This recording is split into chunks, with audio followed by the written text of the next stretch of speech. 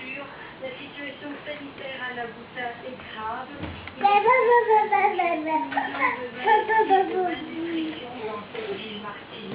Les militaires birmans sont bien présents, surtout pour surveiller les restrictions des frontières étrangères. Ils sont de plus en plus nombreux ce soir et semblent vouloir quadriller la zone. Aux États-Unis, les tornades particulièrement graves et du sud-est du pays.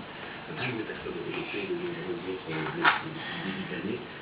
850 tornades se sont abattues dans cette région.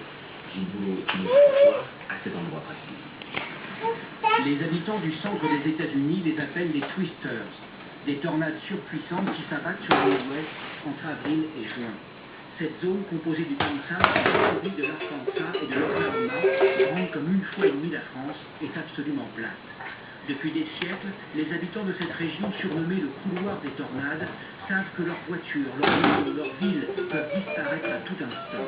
Il y a un an, presque jour pour jour, la bourgade de Kansas, au Kansas, a ainsi été rayée de la carte en quelques minutes.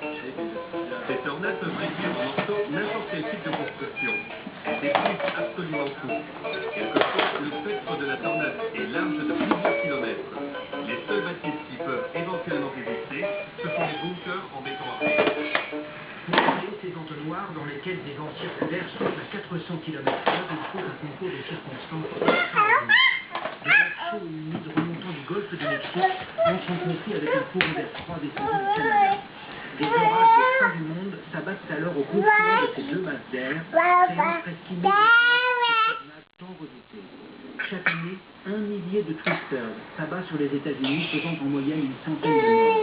Au cours des 4 premiers mois de 2008, plus de 800 tornades ont déjà été enregistrées, un nombre sans précédent depuis 50 ans. Pourtant, les scientifiques restent prudents. Aucune étude n'a pu établir de manière certaine un lien entre le réchauffement climatique et la multiplication des tornades aux États-Unis.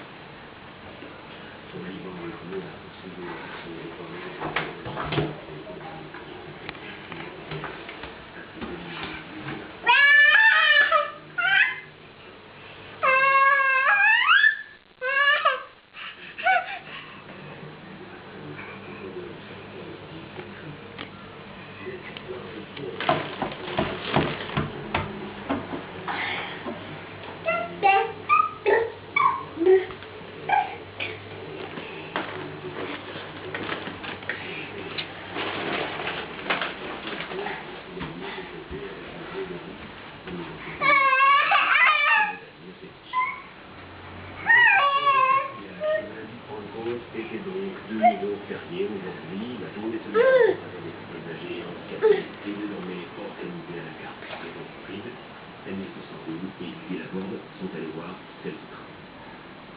Dans cette PME de 25 salariés, patrons et employés ont tous décidé de travailler ce lundi de Pentecôte parce que le carnet de commandes est plein.